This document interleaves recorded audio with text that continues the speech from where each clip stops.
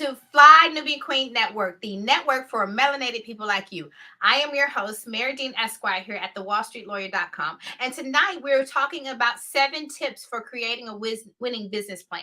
So come on in here, hit the share and subscribe button, because united we stand, divided we fall. And so in order to be united we stand, we need to unite here on this platform. And so I want you to share the knowledge that you're going to gain here tonight. Share this, because other business owners, other entrepreneurs should be starting their own business. Oh no, oh Lord. Okay. I got all kind of technical difficulties going on down there. Let's see. Got my ink. Okay. Back to you, Bob. Okay, so sorry about that. Yeah, no, it's a lot going on here. But drop your B1 in the chats. Hit your hashtag B1, because I'm about to get into it and give you 7 tips for creating a winning business plan. And you do not want to miss this. So come on in here and drop your hashtag B1 and drop your .com, because this is the home for intelligent Black people, and there are other Black entrepreneurs out there in the internet world on Fly Nubian Queen fans. And you drop your .com and you may be getting more business. So drop your .com so that other people can follow, not just me, the wallstreetlawyer.com, but drop your .com so that they can follow you too. Okay? All right, then. And as you guys hit the share and subscribe button, wait, I got to show that one, LaShawn Dean, because you might be related to me, LaShawn Dean, because that's my last name, Marye Dean Esquire, here at thewallstreetlawyer.com. Thank you for joining me tonight, and thank you for representing with your B1, because you know the B1 philosophy is that we put Black people first. That's what we're all about here in the B1 Nation. So I'm a very proud member, a very proud Fly Nubian Queen. I poke my chest out high to be a Fly Nubian Queen. And on that note, I'm going to make sure I'm going live here on my... Hi, everybody out there on my Instagram at The Wall Street Lawyer. I'm going to be talking about 7 tips for creating a winning business plan. In 2022, we're still in the first month of the year.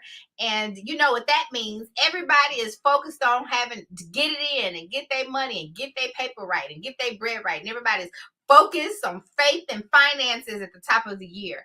And so I'm going to be dropping nuggets in with you guys, checking in with you guys, and giving you some tips and tools that I have learned along the way, tips and tools things that I've encountered from my clients on my tycoon Wall Street, multi-millionaire clients on Wall Street, other Black entrepreneurs that I've been able to work with over my 15 years of being a licensed attorney.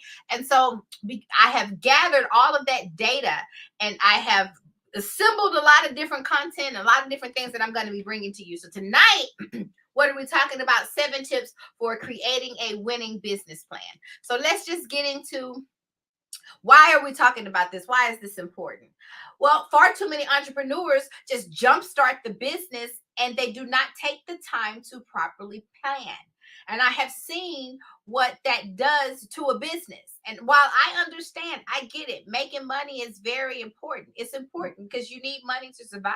And the number one goal of your business is what? It's to make more money. But what you don't want to do is build this foundation, build this house that is not on a steady, solid foundation. So a solid business plan can not only serve as a roadmap to guide your company's progress, but it can also give you an opportunity to test the validity of your ideas, right? To test the validity of your business model, to research the market, to do a little bit of homework and a little bit of digging, to understanding your competition, and to avoiding any potential pitfalls. And what really comes to my mind, guys, what really comes to my mind is this joke that I ran across on the internet and looking this up. So the joke about 2 bulls, and since I am the bull, I'm the Black Bull of Wall Street, the Black Bulls of Wall Street. That's a persona that I've created for some of my Black Bulls on Wall Street. We just kind of start calling ourselves that. And so this joke about the 2 bulls really caught my attention, and then it's kind of modified a little bit. And so that's one important factor that I want you to remember about your business plan. So the joke about the 2 bulls. Okay, so the old joke about two bulls on a hill goes a little something like this. Now, there are two bulls on a hill, and an old one and a young one. The young bull says, "Hey, Dad, let's run down the hill and get one of those cows." The old bull replies, "No, son, no, son. Let's walk down the hill and get them all." The moral in the punchline of this joke is supposed to be about the importance in taking one's time, and how by taking your time, you will actually accomplish more. That, of course, is the old version. So the modified version to this old tale, old joke about the bulls, the modern version, the second punchline better reflects what they say. The second punchline better reflects what the world would be like today. And in the second punchline, it says, "The big don't beat the small, but the fast beat the slow." So in other words, there's a okay, I messed up the joke. Don't judge me. I kind of messed up the joke. But no, the second punchline is the baby cow saying to the dad, "But Dad, when we get down there, will all the cows be gone?" And so there's this idea that, yes, if you take your time in building your business properly, that you'll actually accomplish more. But if you take too long, you may miss the wave and miss the opportunity. So I do like both versions of the joke. I do. And so we're going to incorporate both versions of the joke. And how do we incorporate both versions of the joke with the importance and drill home the importance of you having a business plan? How do you do that? Well, you do that by following the tips and tools that I'm going to give you right now. That's how you do that. You do that in that manner, because let's be clear. Let's be clear. If you follow these tips, then you will not spend forever on your business plan. So while you do need a business plan, guys, and you do need to spend some time in planning, because if you don't plan to succeed, you do what? You plan to fail. So you do need some type of business plan. And if you take the advice that I'm going to give you here right now, then you don't need to take forever on that business plan. You can hit it and quit it, be one and done. Let me get some. So let me see who's in here with me tonight before I get all into my tips. We got all right, we got Rosie Lee Smoked Meats at yahoo.com. Is that your .com? Do you have the .com? I see that as your email. It's just your email address. I guess, I don't know, email this man if you want some smoked meats. So, because that's what we do here on Fly Nubian Queen. And it's definitely what I'm all about on blackwallstreet.com, is promoting each other and promoting our Black businesses, because I want you to eat. I want all of you to eat. I don't want to eat alone. It's lonely at the top. And so that is why I founded blackwallstreet.com. And so let me get into it, because I'm long-winded. I can talk for quite some time. So let's get into some of these tips. Okay, so number one, communicate your company's purpose and vision. This is a given, right? Developing a plan to make money is important, but it's not the only nor most critical factor in developing your business and your brand. In addition to identifying how you're going to generate revenue, you also need to understand why. Understand your why. Understand why your company exists, which is the company's purpose, and what you hope to accomplish is vision with your brand. Your company's purpose and vision will serve as your organization's compass and your intuitive guide, guiding you to your level of success. And if you have not watched The Secret, I'm always talking about The Secret and the power of your thoughts and the power of thinking and speaking things into existence. The Secret really is kind of like the science behind why prayer works. And so if you have not seen The Secret, you should definitely watch The Secret. And the part of The Secret where you're creating this vision board, and then you're creating this vision for where you want to go in your life, and you can create one. And I strongly advise you to create one for your business. It's a fun activity. You're only really doing it for the fun of it, because you don't do it to make things happen. You do it for the fun of it, because if you're having fun, that's when the ideas and the creativity, and you're open and you're in the receptive mode to receive all that God has in store for you, everything that is quote unquote in your vortex, everything you've asked for. So communicating your company's purpose and your vision, that is the very first thing that you want to make sure that your business plan will do. And it will be a compass and a guide for your future decision making. You'll always come back to your purpose. Sometimes when you're doing business, things will pop up along the way. And this sounds like a good idea. And that sounds like a good idea. But you got, but, because my grandmother said, when you always say but, you negate the sentence. So we're not saying but, I'm going to say and, and you just want to make sure that you look at your business plan when those new ideas and things and these new gimmicks and these new get rich quick things and all of these other things pop up. Revert back to your business plan to make sure it's in harmony and in line with your company's vision and your company's purpose. So before you get started in your business, that's something that you want to identify. And ladies and gentlemen, it's not just to make money. We all know you're in the business of making money, because if it don't make money, it don't make sense. I hope your business is making money. As a matter of fact, let me tell you this: if you're not making any money, do you know what happens? The IRS will classify your business as a hobby, and all the and that's it. You don't get the business deductions. You don't get to. It's a hobby. It's not a real business. And so, in order to be considered a real business, you actually do have to be in the business of making money. So that is not your vision and your purpose. Your vision and your purpose is going to be your why you're making money in this way. Why are you making money in this way? What skill set do you have to bring to the world? What skill set do you have to bring? What problem are you solving? What is your vision and your purpose for your business? So that is the first thing that we want to make sure that we have in our business plan. The second thing that you want to do in your business plan is, okay, you got your head in the clouds as you're creating your business. Your head is in the clouds, so to speak, so that your vision and your mind and everything is wide, and so you can be a lot more open to receive the ideas that will come to you. So after that, the next thing after that, you want to come down to reality, if you will, and identify your competition. You need to identify your competition. When you're creating a plan, it's vital that you understand who your competitors are and how your company is different. How is your company different? How is your company better? How are you what makes you unique? How are you? There are tons of attorneys out there. There are tons of law firms out there.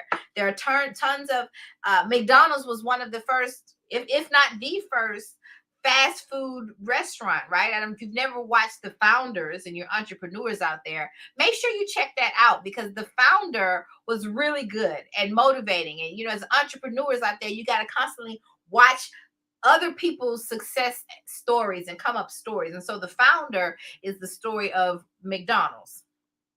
And if my memory is not serving me, I watched it, but I didn't do a whole critique on the movie. But if my memory serves me correctly, they were the first fast food, maybe big chain burger company, big time burger business, burger fast food, burger whatever. Before Burger King, before Whataburger, before Wendy's, before Jack in the Box, it was just McDonald's. So what makes them different? They're just different from McDonald's. And how? They're all branded different. They all kind of say that they kind of cater to a different kind of personality, or make their food or their burger a little different in this way, or make their fries a little different in this way, or they may have the shake, or they may have whatever, because I don't really eat that crap. I don't eat processed food, but I digress. I'm a pure vessel over here, but I digress, honey. So, but I'm just trying to give you a good example of you are uniquely beautiful and wonderfully made in your own right. And so understanding who your competitors are is really just an exercise in understanding your unique skill set and what you have to bring that's different, new, and innovative to the marketplace. Okay, so you definitely want to know your competitors. Identify your competitors. Getting a little tongue tied there. Identify your competitors. And consider how your company, your product, your brand, and who you are and what you exude and how you might be better than them. How do you plan to set yourself apart? from other companies? Is there enough market share to support your business in your chosen market? And keep in mind that your competition isn't always another business. Okay. It might be a completely new technology that renders your new business obsolete. Ooh, ooh, ooh. A good example of that for me and my business would be the rise of document prepared or companies like LegalZoom or Rocket Lawyer and things like that. Though they can be considered my competitors, so I have to consider what makes my brand and my business unique. What am I offering? How do I compete with that? And I've kind of figured it out with my new business, my new product line with blackwallstreet.com. And so stay tuned. I got a lot of exciting things coming. Working with my new client and partner, Dr. Boyce Watkins. I'm very excited about that. So we're working on some things and we're putting together some things. And so stay tuned for that. And if you are looking to grow your business, make sure you please check out flynubianbusiness.com. If you are looking to manage your money, please check out flynubianmoney.com. You can always find me, Mary Dean Esquire, online at thewallstreetlawyer.com. And so let me get into this. I'm waving to some people who are joining me on Instagram. And if you are not on Instagram, if you're with me on Fly Nubian Queen, please make sure you hit the share and subscribe button so that other Black entrepreneurs can join this live and get this good information that we are giving out here tonight. Okay, we'll get back into this. So we got what we said. Number one, for those of you who just not getting with me tonight, make sure you communicate your company's purpose and vision in your business plan. And the second thing is identify your competition. And I say not to focus on your competitor, not to steal from your competitor. You're only identifying your competitor so that you can understand clearly what your unique, beautiful gifts are and what will set you apart. The third thing that I need you to do when you are creating a winning business plan, because we are all winning in 2022, right? We smoothed up out the pandemic for those of us who have survived with our health intact. We are coming in 2022 hard, okay? So the third thing that we're going to do to have a winning business plan is outline your business model, outlining the skeletons on it, and I don't care what profession you're in, even if you're writing, even if you're a writer and you're selling content for movies and things like that, it's a skeleton. When it's content for TV, for those of you who don't know, I definitely taught the Lawyer's Guide to Television and Film Production to a room full of lawyers. I'm very proud about that. My very first CLE ever, because it's always been a hobby of mine. I've always represented clients in that industry. And so even then, an outline for a show concept would be considered a treatment. So you always want to outline, put your skeleton together of what you plan to do. So outline your business model. While your business plan is a broad overview of your company's purpose and how you plan to fulfill your goals, your business model focuses on the specific ways in which you plan to generate revenue. Outline your business model. Your business model. Look, everybody that comes to me always says, everybody's got this goal to be seven figure. I ain't gonna say it, but a 7-figure, you know what? Everybody want to hit the 7-figure and 8-figure and 9-figure and to infinity and beyond. And one of my first tasks as a business coach, I always task my clients with, well, show me your money map. Show me your path to that figure. And not just some pie in the sky. I understand there are those people say, wait, I'm just invested in the market. And, you put some money, you made some investments over there and you're hoping that quadruple. But if you had a business of selling products or services, what is your literal money map number to get you from what you are making now to where you want to go realistically? And so you need to outline, you need to know your numbers. That should not be this pie in the sky pipe dream that you can't really grasp on. I need you to make it real. If you sell widgets, I want you to tell me how many widgets do you have to sell at whatever dollar amount that you're selling these widgets at. How many widgets do you have to sell in order to get to this 7 and 8 and 9 figures and beyond? So it's very important that you outline your business number and that you know what your real numbers are. Okay. So in other words, and so let me be very clear. In other words, I need you to know, what are you going to sell? How much are you going to sell it for? Okay. And who is going to buy it? This is a very critical part of your business plan if you're seeking financing or investors. Show me the money, honey. That said, outlining your business model is necessary even if you don't plan to raise startup capital. Indeed, the process of developing financial projections, which I teach, one of the things in my course that's coming out real soon is that I teach entrepreneurs how to work with your bookkeeper in a way, in the proper way. And that means, you should be meeting with them. What numbers should you be looking at weekly? What numbers should you be looking at monthly? What numbers should you be looking at quarterly? And how are you preparing to maximize those reports for tax time? And so those are one of the things we think we definitely talk about. What slow down, girl. What is your specific process of developing these financial projections, including an estimate of your startup costs, a break-even analysis, a profit and loss forecast? Are you looking at your profit and loss statements on a monthly basis, and a cash flow projection? And this will help you decide if your business is worth starting or if you need to rethink your concept or not. And so you want to give it some time, not too much time, because you don't want to get down, walk down, and the bull walk down and all the cows are gone.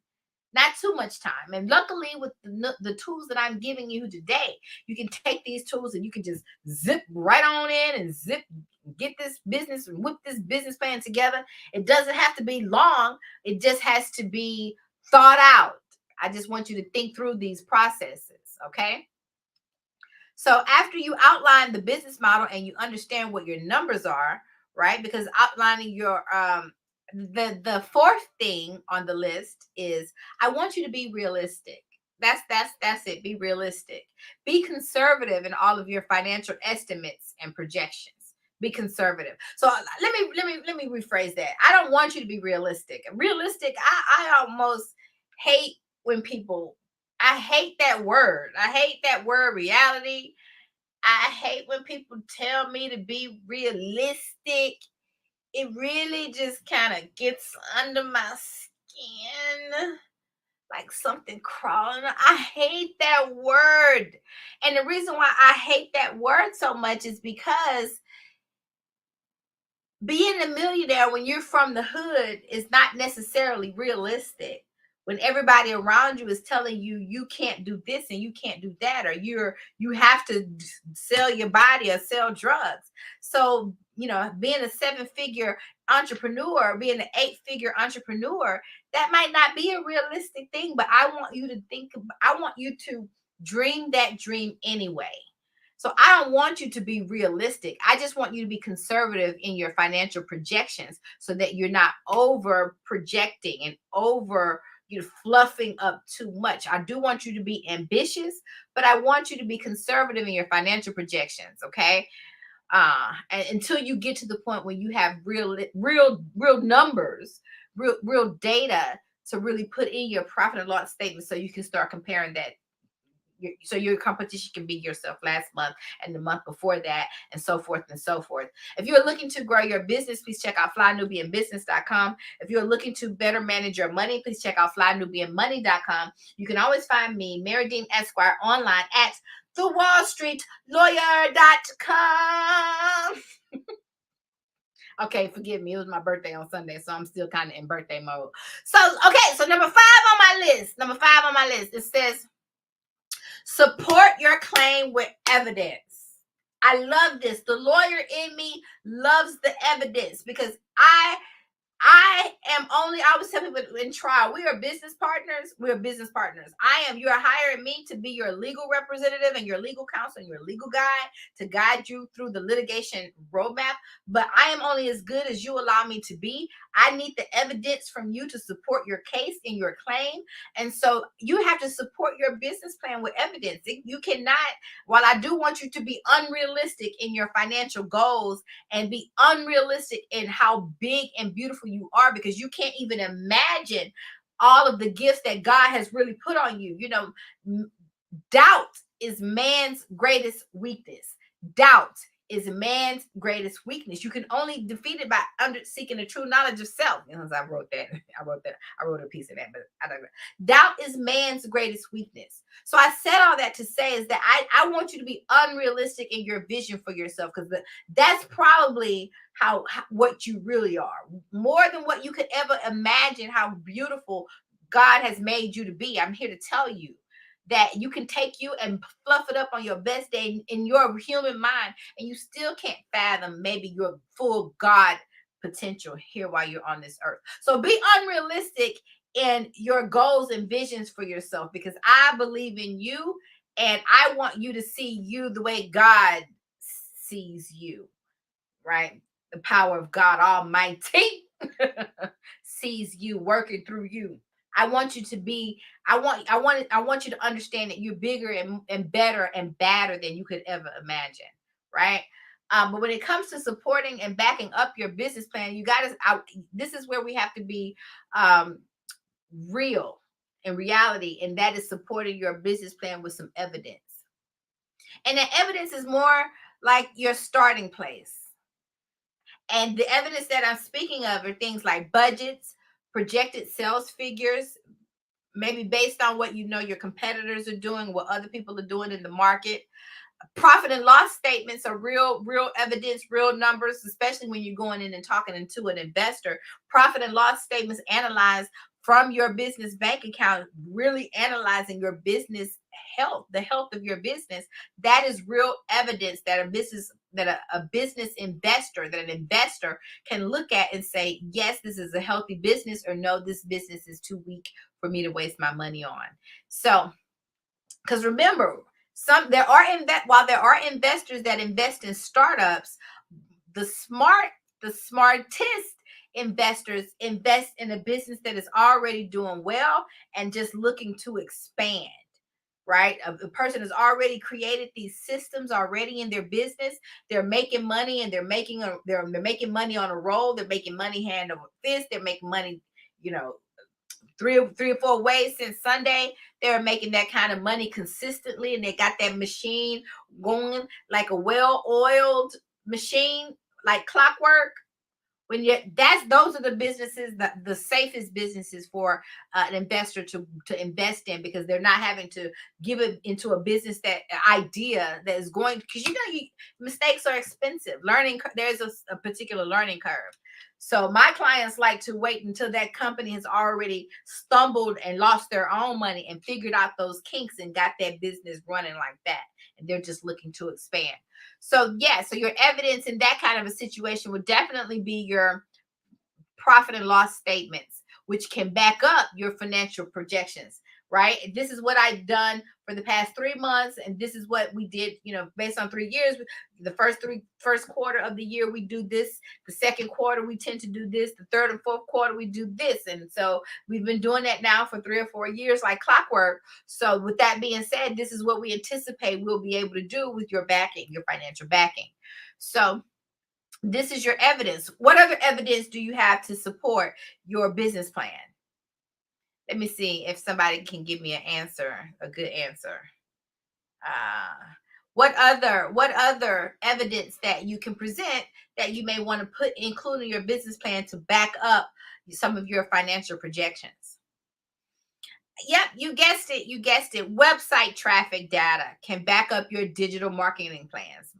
The amount of numbers that you get, website traffic data. And if you are into email marketing, if you're into email marketing and you're using one of those platforms that allows you to track your rate of people receiving emails and opening emails, that's another way, that's other evidence and data that you can use to support your business plan.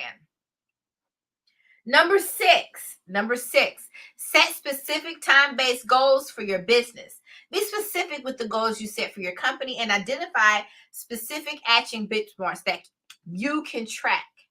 Setting defined goals sharpens your focus and gives you a way to track your company's progress as you grow your operation. So part of working with your financial projections and your profit and loss statements is you're analyzing your profit and loss statements from the past. It's allowing you to know what you've done in the past, and you're able to set goals and make financial projections for the future. So your goals for the future are those financial projections. Those financial projections, which you say that we can do, that we should do, that we should be able to do this month, that is your financial goal. So you want to make sure you set specific time-based goals for your business. Everybody does this in business. If you've ever worked in retail, which I might be the wallstreetlawyer.com, but I am definitely from the south side of Houston, Texas. So I have worked my fair share of retail. And they have these meetings at the beginning of the week. No, scratch that, because they do it on Wall Street too. They have these meetings at the beginning of the day. Okay. And tell you what your numbers need to be today, and what they need to be by lunchtime, and what they need to be by the close. You get those, you do this daily, weekly, monthly. They're on it, because that is how they're pushing people to hit these goals. They're riding people to hit these goals, and you need to operate your business in that manner as well. So make sure you set specific time-based goals for your business, and this should definitely be included in your business plan. Number 7 is to get help from outside professionals. While you may be a whiz at delivering your core product or service, while you may be a whiz at making money, if you are a whiz at making money, you definitely do not have time to do everything in your business, nor do you really want to, right? You should be out there meeting the people, networking with the people, opening up accounts, maybe doing some of the day-to-day tasks within the business itself. But you should not be building your own website unless you don't have the money, right? If you're a startup and you're strapped for cash, that's one thing, and I totally get it. But if you are beyond that, go hire someone now. And people aren't marketing is now, it's kind of coming into your marketing packages when you outsource and hire an entire marketing team. So you should not be building your own website, people. You're brilliant, you're bright. You should be going out, opening accounts, and figuring out ways to make more money, and setting up these systems and hiring people to do what they do best. Okay. So, and part of that is because you're an expert at what you're an expert at, and you're hiring other experts to be an expert at what they are at. And one of my favorite quotes from Robert Kiyosaki, he said it best. He said, business is a team sport. Everybody is playing a different team, and while I think of it like the drums, I play the drums, and on a whole drum set, I got a 5-piece at home, 6-piece at home, with your cymbals. You can do that, but you can also break it apart. In a marching band, people play one particular drum. There's someone that plays the kick. Well, he's playing with his hands, but there's one, you can separate the drums and play. And when you do it that way, you have more power. And where does your power come from? While solo drummers on a whole 5-piece kit, hey, there's power in that. But there is a power in numbers that a marching band has when everybody is working in something in unison. They're able to make a bigger sound. They're able to march and take that drum set now on the road, on the move. And so that's just, when you think about the strength in numbers, sure, you can, what is the old saying? If you want to go far, if you want to go fast, go far. But if you want to, okay, let me Google it, because I'm sure I'm about to butcher it. So I'll get that. I'll do that in a minute, because let me finish. I don't want to get sidetracked. So get help from outside professionals. While you may be a whiz at delivering your core product or service, you likely aren't as nearly as skilled as some of the more nitty-gritty aspects of your operation. Crunching numbers, for instance, which is what you would need a bookkeeper or a tax advisor for. Negotiating contracts, which is what you may need an attorney for, who's going to negotiate everything, including the kitchen sink. Dealing with insurance and preparing for your taxes. And one of the things I do talk about in my course, blackwallstreet.com, coming to you soon, is I teach you how to work with these professionals in the correct way. And we do that, we call this my Black Wall Street LIFT systems. Well, I do go over the legal, insurance, financial, and tax components of your business. So stay tuned for that. You're going to hear a lot more about that. And the last but not least, number 8, is do not neglect your foundation. From keeping your financials and creating solid agreements to managing your taxes and buying insurance. These tasks may not be very glamorous unless that is your business and that's what you like to do. But if you who ignore these things in your business, they can seriously stunt your budding business and your growth, and even lead to financial ruin if you're sued or audited. So, as your lawyer here on blackwallstreet.com, we ensure you that you have the foundational legal, insurance, finance, and tax systems in place. We call them our Black Wall Street LIFT systems, so that you can focus your time and energy on growing your new business. You can schedule your LIFT startup session or an audit if you have an existing business by visiting blackwallstreet.com, or you can go to my site personally at thewallstreetlawyer.com. If you are looking to grow your money, please check out flynubianmoney.com. If you are looking to better manage your business, please check out flynubianbusiness.com. You can always find me, Marye Dean Esquire, online at thewallstreetlawyer.com. And let's see, we're going to give a shout out to a sister. We have Toya, this toy at, okay, my small boutique flaws. Okay, you see it.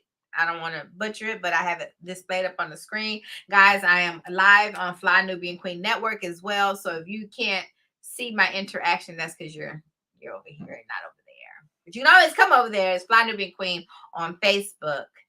Okay. And so it's been a pleasure. I hope that helps you. And if that did help you, please make sure you hit the share and subscribe button so that other Black entrepreneurs can get this good business, so that we can all be lifted up. Because as I be lifted up, I draw men unto me. I think that's what they say Jesus said. Okay, it's time for me to go. So it's a pleasure as always. Good night.